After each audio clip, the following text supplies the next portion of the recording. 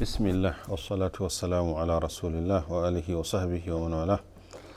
رب اشرح لي صدري ويسر لي أمري واحلل عقدة من لساني يفقه قولي. اللهم يا معلم إبراهيم علمني ويا مفهم سليمان فهمني ويا مؤتي داود ولقمان الحكمة آتنا الحكمة وفصل الخطاب. اللهم علمنا ما ينفعنا وانفعنا بما علمتنا وزدنا علما نافعا. أما بعد، السلام عليكم ورحمة الله. ‘Yan uwa masu kallon mu da sauraron mu, muna da godiyar Allah subhanahu wa ta'ala wanda ya sake sada mu ta wannan fili na Zadul Hajj, wato guzurin mahajjaci ko tsarabar alhaji wanda yake mai niyya. Wato da farawa da kwankwasawa, ita kalmar alhaji ya kamata mu fahimce ta da kyau ya ‘yan uwa.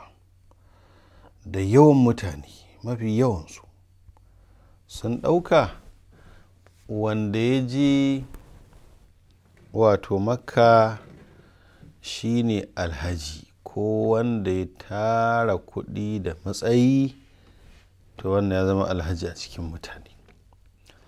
Wato kalmar hajj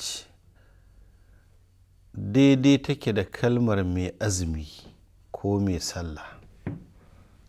Yanzu mutumin da ya yi azumi ya gama, za a ce masa mai azumi?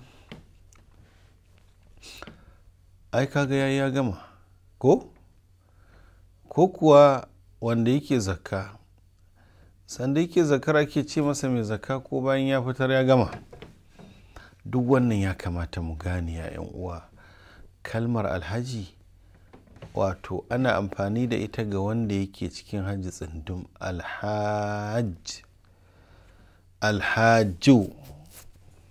Alhajju daban, alhajju wato suna ne na ibadar hajji.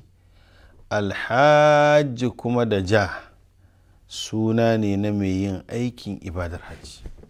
Don haka alhaji shi ne wanda wato ya kasance mai aikin hajji. Kafin mutum ya aikin hajji ba ce masa alhaji. Idan mutum ya aikin hajji ya gama cas, to ya gama aikin hajji, ya gama hajji. Bai kamata a kira shi da alhaji ba a lokacin. Kuma in ma za a kira waɗin, sai da a ce alhaji ko alhaju. Amma alhaju ko alhaj, to wannan aikin hajjin gundarinsa. Da yawa waɗansu shaidan yakan yi wasa da tunaninsu cewar lallai sai an ce musu alhaji. Ta iyayenmu Fulani, wani jauro ya je aikin hajji ya dawo, aka ce alhaji sanda zuwa, ce yau. Ya koma ya sake hajji karo na biyu, ya dawo aka ce sannan alhaji, ya ce yawwa. Ya koma a karo na uku ya dawo, aka ce alhaji barka da zuwa, ya ce a wisha nan, ai yanzu kan hai annabi jakam ko ya yake hajji sau uku a ce masa alhaji. ya wuce shi wuce na yanzu ka hai annabi kuma to astaghfirullah. wato wannan yana nuna maka irin yadda mutanenmu suka rudu da sance musu alhaji, ko a ce maka alhaji ko kar a ce alhaji, inda ka yi aikin hajjin ka dan Allah ƙurin kus, shi wanda ka yi domin sa ɗin ya sani. Wasu ma za ka ga sun je sun wato saka haƙoran bagwanjaran batsawo. To idan an sa da niyyar ado da kwalliya musamman ga mata babu laifi, domin su dama dangin kwalliya ne. Awa man yuna sha'u fil hilyati wa huwa fil khisami ghairu mubin. Amma namiji haramun ne ya sanya wato haƙorin makka musamman na wato zinari. Idan ko mutum ya sa ne don a gani a san ya je haji, to wannan kam ya yi taɓarewa aikin hajjinsa, domin ya nuna kamar ba don Allah yi ba. Baka da buƙatar sai an san kaya haji ko ba kai ba. Yanzu kamar sadaka ce ko sallah, ba sai ka zo kana faɗa kayi ko ba kai ba. Yawwa, shi wanda kai domin sa ya sani. Innamal a'malu bin niyyat. To saboda haka da yan uwa muna bayani akan abin da ya shafi wato shiga makka. Bayan mutum ya yi harama daga miƙati, ya ƙullo niyya, sannan zai kama talbiya ba ƙaƙƙautawa. Haka mutum zai tayi in ya gaji da labbaika ya canza, wani lokacin kuma ya ta hailala la ilaha illallah wa la sharika lahu lahul mulku wa lahul hamdu wa huwa ala kulli shay'in qadir. Wani lokacin ya ta sabhala ko ya ta hamdala ko ya ta hauƙala. Haka dai wato mutum zai ta yi, ba a so ka shagaltu da abubuwa na duniya. Amma a yau game da muka sani, wayar salula ta zame mana alaƙaƙai, ta zame mana sakandami wandan ƙarfi. Za ka ga ta shagaltar da mu, ta ɗauki hankalinmu. To kamata ya yi mutum ya kulle wayarsa ƙurum a irin wannan yanayin, sai idan yana da buƙatar kira ko kiran wani ya buɗe, yana gama ya mayar ya kulle. In ba haka ba, hatta talbiyar ma sai waya ta hana shi. Zama ba abin da yake yi sai surutai, sai chatting, sai browsing, sai wato abubuwa dai ga sunan na shirme da kuma cin lokaci wanda suke kunshi a cikin wayoyi da kuma kwamfuta. To mutum ya dai kyakkyawan amfani da waɗannan abubuwa, ba a ce haram ba ne, amma ya san yadda ya kamata ya amfani da su. To haka mutum zai tayi har wato Allah ya kai shi garin makka. Makka tana da alfarma, kuma kamar yadda bayani ya gabata, a lokacin da mutum yake cikin haraman nan akwai abubuwan da suka haramta iya aikata su, kamar guda 7 wanda mun yi bayaninsu a shirye-shiryenmu da suka gabata. Ba yanke farce, ba aske gashi musamman na ka, babu wato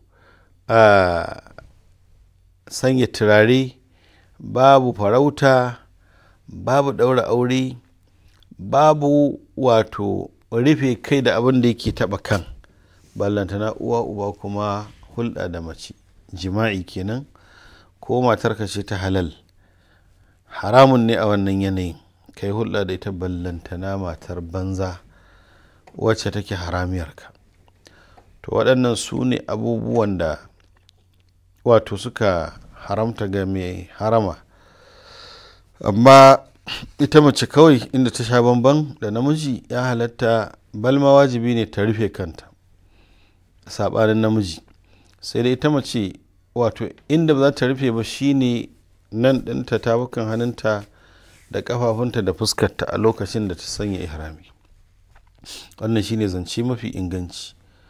Da waɗansu malamai na ganin za ta iya sa ƙattuwa ta rufe fuskarta, amma hadisin Fadl ibn al-Abbas ya nuna mana cewa ba wajibi ne mace ta rufe fuskarta lokacin hajji ba, domin wata mata ta zo ta yi wa annabi tambaya, shi kuma Fadl ɗin yana goye a bayan annabi. Sai annabi ya lura Fadl ya ƙura wa matan nan ido ƙurr, sai annabi ya sa hannunsa mai albarka sai karkatar da kan fadlu daga inda matar take zuwa ɗaya wato nahiyar, amma bai ce wa matar ta rufe fuskarta, wanda da wannan da waɗansu hadisai malamai suka nuna ba lalle ba ne mace sai ta rufe fuskarta a lokacin harama da aikin hajji.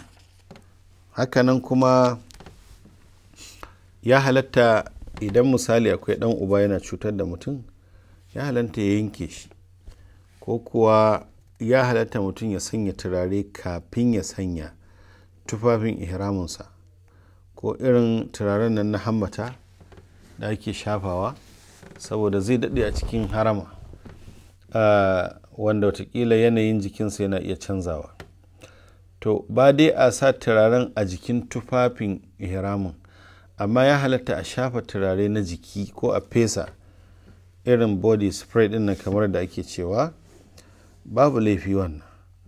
Hakanan kuma babu laifi wanda yake cikin harama ya wanka, ya wanki, ya ma wanki wato kayansa na ihrami ya canza wasu, duk ya halatta. Ba za a ce mutum ya zauna dukun-dukun, musamman idan ifradi mutum ya ɗauko ko kuma qirani wanda zai zama cikin ihrami wajen kwana da kwanaki. Ya halatta, kamata ma dai yayi a ce alhaji wato kayansa na ihrami ba ɗaya ba ne, ya kamata ce yana da kaya biyu. Idan ya sa wannan ya dauɗa, ya canza ya sa wani kafin ya wanke wannan. Amma wani za ka gan shi dukun da kaya guda ɗaya. To haka mutum zai ta yi har ya zuwa lokacin da mutum zai je Makka. Idan mutum ya kai ga wato Makka alharam, zai shiga cikin nutsuwa da kuma addu'a irin wacce manzo Allah sallallahu alaihi wasallam yake idan zai shiga sabon gari. Allahumma inni as'alu khairaha wa khaira ma fiha wa a'udhu bika Allahumma min sharriha wa sharri ma fiha wa qur rabbi anzilni munzalan mubarakan wa anta khairul munzilin, da sauran addu'o'i da suka tabbata daga manzo sallallahu alaihi wa alihi wa sallam. Kai tsaye mutum zai zarce zuwa harami, ko da yake galibi mun san sai an fara kaiwa mutane masauki, sun ga masaukinsu sun ajiye kayansu. To mutum yana yin wannan kamata ya wuce wato harami, masjidul haram, domin ya je ya gabatar da aikinsa na umara a kan lokaci, kada ya zama wani abu ya zo musamman ya auka ɗaya daga cikin abubuwan da aka haramta masa a lokacin ihrami. Idan mutum ya je zai addu'a irin ta shiga masallaci kamar da ya saba, bismillah as-salatu was-salamu ala rasulillah allahumma iftah li abwaab rahmatik, ko kuwa a'udhu billahi al-azim wa biwajhihi al-karim wa sultanihi al-qadim min ash-shaytanir rajim. Insha Allah za mu je hutun rabin sa'a ma dora mun dawo. والله تعالى أعلى وأعلم وبه التوفيق.